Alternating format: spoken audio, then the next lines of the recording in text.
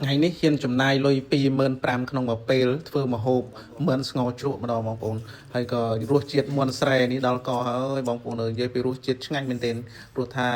ងាយបានហូបមាន់ស្រែទេធ្លាប់តែយើងទិញអង្គុយមកពីផ្សារមកពីអីគឺជួនកាលគេមិនប្រាប់យើងត្រង់ទេតែអានេះខ្ញុំទិញមកពីផ្ទះចែនៅលក់តូបនឹងគាត់មាន់ស្រែរបស់គាត់ផ្ទាល់ណាបងប្អូនហើយក៏នេះទិញយកមកក្បាលមក1គីឡូ25,000បងប្អូនអើយដាក់មកនិយាយពីរសជាតិឆ្ងាញ់មែនទែនហើយក៏ជាដំបូងមកពីធ្វើការមកពីអីក៏មិនបានដោះសម្លៀកបំពាក់ដែរបងប្អូនអើយគឺចាប់ផ្ដើមមកបកាត់ភ្លើងទុកជាមុនសិនមកបងប្អូនណាបកាត់ភ្លើងនេះគឺបកាត់នឹងខ្ជូងនឹងសារ៉ាំងអីដែលយើងធ្វើអីដែលថាឆាប់បានឆេះឆាប់បានអីណាបងប្អូនហើយបន្ទាប់មកទៀតនេះបងប្អូនអើយគឺលើកមិនមកនិយាយពីមិនស្រែរបស់យើងគឺនិយាយពីរូបរាងរបស់វាហើយនឹងរសជាតិដឹងតែឆ្ងាញ់ហើយបងប្អូនហើយក៏យើងដាក់ទឹកដាក់អីមកក៏ដាក់វានឹងក្នុងឆ្នាំងមកបងប្អូនហើយក៏ខ្ញុំក៏បានឡាយថែមគ្រឿងថែមក្រៅដែរព្រោះស្ងោមិនជ្រក់ហ្នឹងគឺស្រួលទេគឺងាយទេហើយក៏យើងគ្រឿងក្រៅរបស់យើងដាក់តាមកូនចានមកដូចជារ៉ូឌីប៊ីចេងហើយនឹងស្ករសទឹកត្រីអំបិល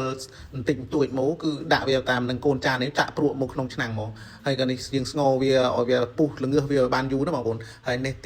ទេសភាពនៅក្រោយផ្ទះរបស់ខ្ញុំបងប្អូនមានអីទេម៉ែក៏ដាំត្រាវដាំម្ទេសអីបន្តិចបន្តួចហើយមានដើមខ្នុរខ្លាយខ្លះដែរបងប្អូន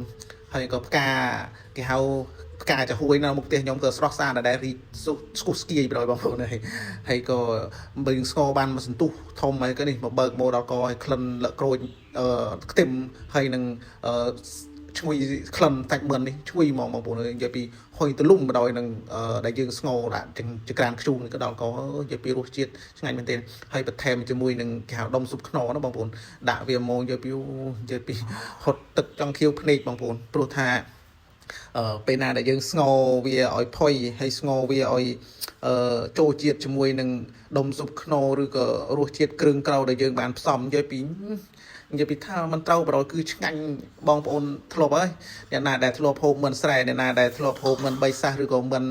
ស្វិតអីដឹងរសជាតិផ្សេងគ្នាហើយបងប្អូនហើយក៏បិទក្របវាមិនសន្ទុះមកក៏ទៀតម្ដងទៀតមកពី3ដងយើងស្លងើវារៀងយូរបន្តិចហើយបើក្របឆ្នាំងមកម្ដងទៀតយីនិយាយពីដល់កក្លិនជះមកលភាយនេះឲ្យលេបទឹកមិត្តគឺបដ ாய் ណាបងប្អូនហើយក៏នេះយើងស្ងោពី3ដងថែមទឹកពី3ដងដើម្បីឲ្យវាផុយវាអីណាបងប្អូនប៉ុន្តែមុននេះมันខ្ចីនេះយើងថែមតែម្ដង2ដងអីគឺផុយហើយមើលគ្រាន់តែលើកជះមកបងប្អូនអើយនិយាយពីក្លិនឈ្ងុយហើយមិននេះស្ងោតែមិនបាន1ម៉ោងទេបងប្អូនគឺវាផុយហើយក៏ស្ងោមិនជាមួយនឹងកៅជ្រក់ណាស្ងោជ្រក់យើងអត់បានថែមដើមខ្ទឹមលក្ខជីអីក្នុងឆ្នាំងទេយើងចាំមកជ្រលក់ជាមួយខាងក្រៅនេះមកនិយាយពីរសជាតិដល់កហើយបងប្អូនហើយក៏អរគុណមែនទែនសម្រាប់បងប្អូនដែលតែងទៅទស្សនាវីដេអូរបស់ខ្ញុំអរគុណសម្រាប់ការ like ការ share ការ comment បងប្អូនអរគុណជម្រាបលាមកញ៉ាំមិនស្ងោមិនស្រែណាបងប្អូនពីរសជាតិដល់ប្រកបទុំស្រង់ពីឆ្នាំងមកចឹងឯងជើងបានអីដាក់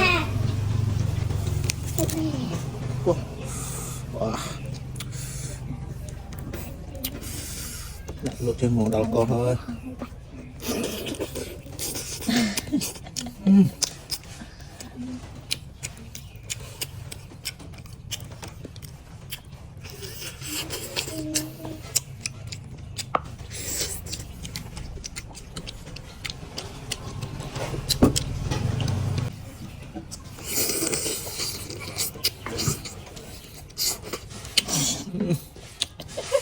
เอาเราบุญตัน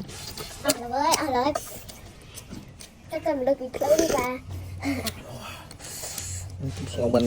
គេហៅបានស្ងោដាក់ណាំងៅស្ងោអីទេសុំស្លាប់តែប៉ុណ្ណេះញ៉ាំនេះពុះអ្នកថតរៀងររឿងនេះ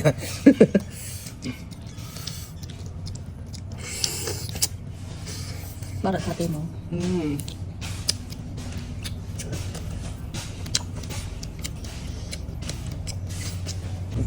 ហើយស្លាប់មកទៀតណា